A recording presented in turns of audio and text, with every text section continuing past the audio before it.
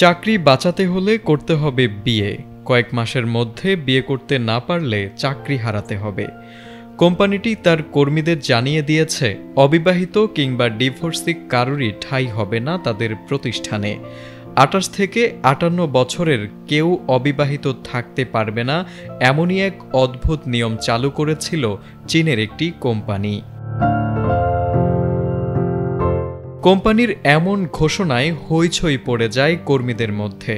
প্রথমে চলতি বছরের জুন মাস পর্যন্ত সময়ও বেঁধে দেওয়া হয়। পরে জানানো হয়, সেপ্টেম্বর মাসের ডেডলাইনের পরও কেউ যদি অবিবাহিত থাকে তাহলে তাকে চাকরিচ্যুত করা হবে।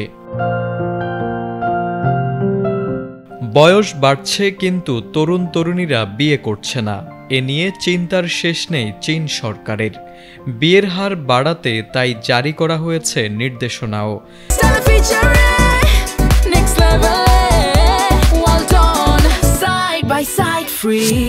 সেই নির্দেশনাই অক্ষরে অক্ষরে পালনের সিদ্ধান্ত নিয়েছিল পূর্বাঞ্চলীয় চীনের শ্যাংডং প্রদেশের সুনতিয়ান কেমিক্যাল গ্রুপ নামের এই কোম্পানি।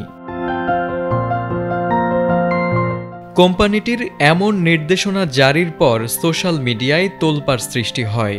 এরপর গত ১৩ ফেব্রুয়ারি ওই প্রতিষ্ঠানে পরিদর্শনে যান সরকারি কর্মকর্তারা। সে সময় কোম্পানিটির পক্ষ থেকে বলা হয়, এমন নোটিশ তারা প্রত্যাহার করেছে, আর বৈবাহিক অবস্থার উপর ভিত্তি করে কাউকেই চাকরিচ্যুত করা হয়নি। কোম্পানিটির এমন নোটিশ শ্রম আইন ও শ্রম চুক্তি আইনের লঙ্ঘন বলেও জানিয়েছেন একজন সরকারি কর্মকর্তা। যদিও কোম্পানিটির এমন নিয়মে প্রশংসা করেছিলেন অনেক নেটিজেনরা। তারেক আজিজ, এটিএন বাংলা।